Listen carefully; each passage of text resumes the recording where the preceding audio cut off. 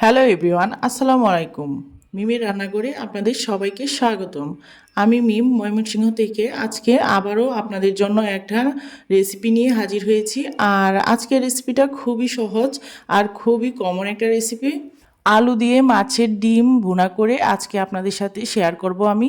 আর এই মাছের ডিম এক এক অঞ্চলে এক একভাবে রান্না করে থাকেন। আমি যে প্রসেসে রান্না করি সেই প্রসেসটাই আজকে আপনাদের সাথে শেয়ার করব। মাছের ডিম রান্না করার জন্য প্রথমেই আলু এখানে স্লাইস করে নিয়েছি, সাথে নিয়েছি কাঁচামরিচ ফালি করা এবং পেঁয়াজ স্লাইস করা। কথা না বাড়িয়ে আমি সরাসরি চলে যাচ্ছি রান্নায়। আর এখানে আমি চুলায় বসিয়ে দিয়েছি কড়াইয়ে দিয়ে দিলাম রান্নার রেগুলার সয়াবিন তেল আর পেঁয়াজ স্লাইস করা। পেঁয়াজ স্লাইস করা দেওয়ার পর একটু ভালোভাবে ভেজে তারপর আমি এখানে এক এক করে মশলাগুলো দিয়ে দিব।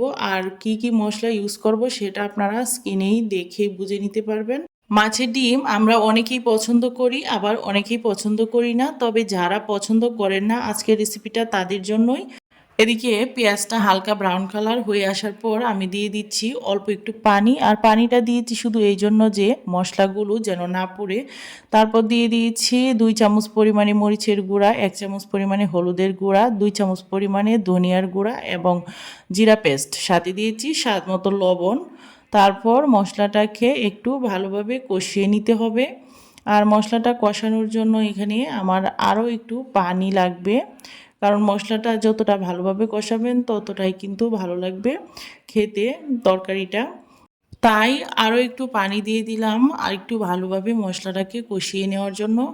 মশলাটা যখন কষানো হয়ে এসেছে তখন আমি দিয়ে দিলাম মাছের ডিম। আর মাছের ডিমটা মশলাটায় যখন অল্প একটু পানি থাকবে তখনই কিন্তু দিতে হবে, কারণ মাছের ডিমটা একই পানি দিয়ে ভালোভাবে কষিয়ে নিতে হবে।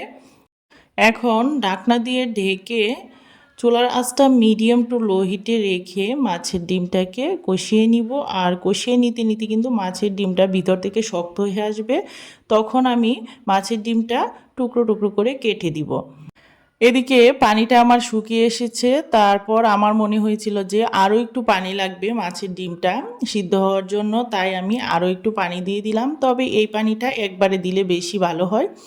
তবে যাই হোক, আমার যেহেতু সিদ্ধ হচ্ছিল না তাই আমি আরও একটু পানি দিয়ে দিলাম।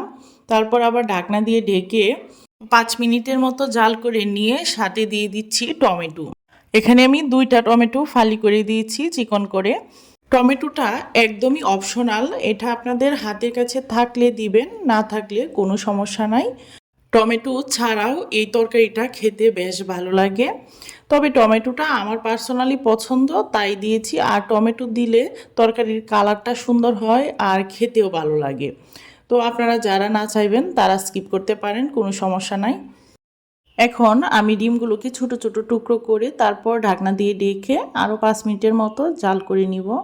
আর 5 মিনিট পর মাছের ডিমগুলো খুবই ভালোভাবে কষানো হয়ে যাবে। এই যে আপনারা দেখতে পাচ্ছেন একদম লাল লাল হয়ে কষানো যখন হয়ে যাবে তখন আমি এখানে দিয়ে দিচ্ছি আলুগুলো। আর আলুগুলো আপনাদেরকে আগেও বলেছি, এখনও বলছি যে আলুগুলো যতটা চিকন করে কুচি করে নিতে পারবেন ততই ভালো। তো আমি যতটা পেরেছি ততটা কুচি করে নিয়েছি। তারপর আলুর সাথে মাছের ডিমটাকে ভালোভাবে একসাথে মিক্স করে আমি এখানে দিয়ে দিচ্ছি কাঁচামরিচ ফালি করা। কাঁচামরিচ ফালি করা দেওয়ার পর সাথে দিয়ে দিব অল্প একটু পানি। এখানে 1.5 কাপ পরিমাণ পানি দিলেই হবে, কারণ যেহেতু আলু খুবই তাড়াতাড়ি সিদ্ধ হয়ে যায়। আর এটা আমি একদমই ভাজা ভাজা করব না। আমরা অনেকেই কিন্তু মাছের ডিম রান্না করি ভাজা ভাজা করে, তো আমি এই রেসিপিটা কিন্তু ভাজা ভাজা করব না, এটা ভুনা ভুনা থাকবে। আলুর গায়ে গ্রেভিটা লাগা লাগা থাকবে। আর এই রেসিপিটা খেতে কিন্তু খুবই ভালো লাগে। আমি যে প্রসেসে রান্না করছি আপনারা সেই প্রসেসে রান্না করে একদিন দেখতে পারেন। আশা করছি আপনাদের কাছেও বেশ ভালো লাগবে খেতে। মাছের ডিম অনেক সময় আমাদের বাচ্চারাও পছন্দ করে, কিন্তু আমরা যখন ভাজা ভাজা করে রান্না করি তখন কিন্তু বাচ্চারা এটা খেলে দেখা যায় অনেক সময় গ্যাসের প্রবলেম হয়। তাছাড়া মাছের ডিমে রয়েছে প্রচুর পরিমাণে ভিটামিন এ, যার ফলে আমাদের চোখের জন্য কিংবা আমাদের বাচ্চাদের চোখের জন্য কিন্তু খুবই উপকারী। মাছের ডিম হিমোগ্লোবিন বাড়াতে সাহায্য করে এবং কি আপনার রক্ত পরিষ্কার করতে সাহায্য করবে, হাড় মজবুত করতে সাহায্য করবে, আরও বিভিন্ন উপকারিতা আছে মাছের ডিমে। তাই এই মাছের ডিমটা কিভাবে স্বাস্থ্যসম্মতভাবে রান্না করে আমরা খাবো কিংবা আমাদের পরিবারের সবাইকে খাওয়াবো, সেটা কিন্তু অবশ্যই আমাদের রাঁধুনিদের মাথায় রাখতে হবে। তো আমাদের প্রত্যেকের ফ্যামিলিতে কিন্তু এমন কিছু মানুষ আছে যারা এটা খেতে চায় না, ওটা খেতে চায় না, এরকম বায়না থাকে। তো তাদের শরীরের পুষ্টিগুণ সমৃদ্ধ ঠিক রাখার জন্য কিন্তু আমাদেরকে অনেক কষ্ট করতে হয়, বিশেষ করে অনেক টেকনিক খাটিয়ে রান্না করতে হয়। যেমন ধরেন, যারা ভাজা পছন্দ করে না তাদেরকে একটু ভুনা করে দিতে হয়, নয়তো ঝোল রান্না করে দিতে হয়, কিংবা যারা ঝোল পছন্দ করে না তাদেরকে একটু ভাজা করে দিতে হয়। তবে যাই করি না কেন, অবশ্যই খাবারের পুষ্টিগুণ সমৃদ্ধ ঠিক রেখে তারপর কিন্তু রান্না করতে হয়। তো বন্ধুরা, আপনাদের সাথে কথা বলতে বলতে এদিকে কিন্তু মাছের ডিম ভুনা কমপ্লিট। এখন আপনাদের সাথে পরিবেশন করে দেখাচ্ছি। আজকের রেসিপিটা কেমন হয়েছে অবশ্যই কমেন্ট করে জানাবেন। আর ভালো লাগলে চ্যানেলটাকে সাবস্ক্রাইব করে পাশে থাকা বেল আইকনে ক্লিক করে নোটিফিকেশন অন করে রাখবেন। এতে করে আমার যে কোনো রেসিপি ছাড়া মাত্রই সবার আগে আপনাদের কাছে পৌঁছে যাবে।